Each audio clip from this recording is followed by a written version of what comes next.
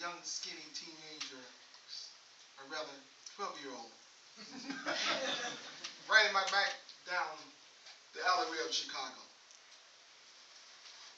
Suddenly, I noticed two menacing-looking young men. They're approaching me. So I slow down, and as my happy-go-lucky custom was, I speak.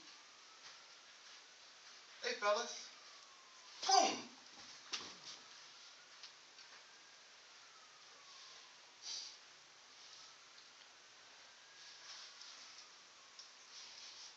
Fellow Toastmasters, any and everyone who has ever been afraid, I want to talk to you about fear. Fear. We all know about fear, and so before I present, let me point out I will not be teaching you anything new, but rather to remind you of what you already know. And that is that fear is mankind's most formidable foe. An adversary to us all, an enemy. You, and me.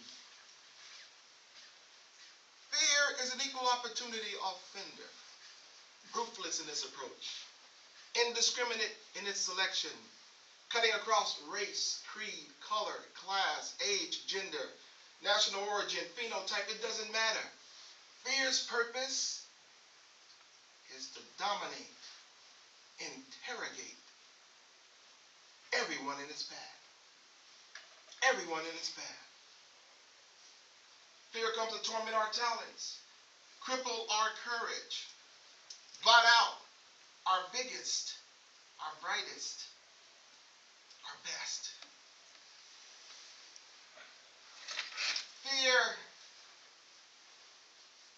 comes to do everything it can to keep us from reaching our goal. Fellow Toastmasters, may I remind you that fears your best?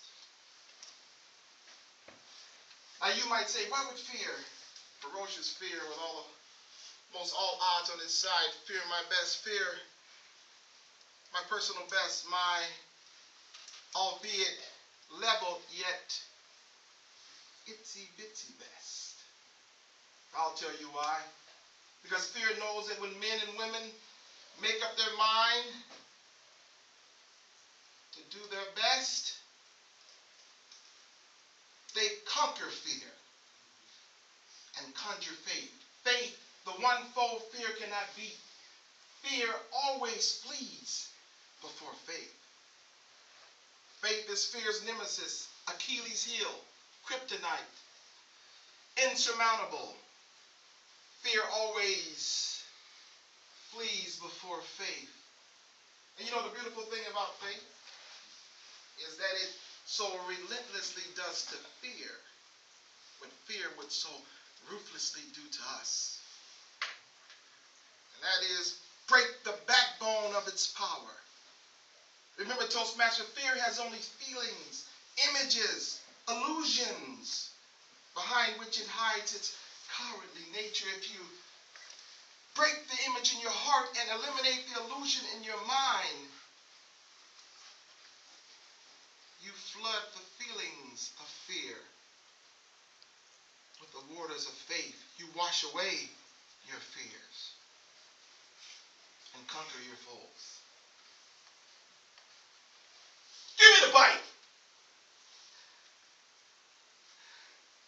I found out that day that when gripped by fear, we not only give up the things we so passionately like, but so desperately love. I love that bike. My dad gave me that bike for my birthday. I didn't want to give it up, but I was so afraid not only was I willing to capitulate, but to even accommodate this brutal bully of a boy. But then, as I began to hand it over, I noticed that jeer that seemed to say, laughing at your pain. I've mastered you. You're nothing. That jeer that pushed my faith up front and my fear to the rear caused me to stand up for myself. And I took my little skinny arms and came swinging back found out something. That fear is just a big bully. A coward. He began to hold his face as if to say, how could you do this to me? Well, how could you do this to me?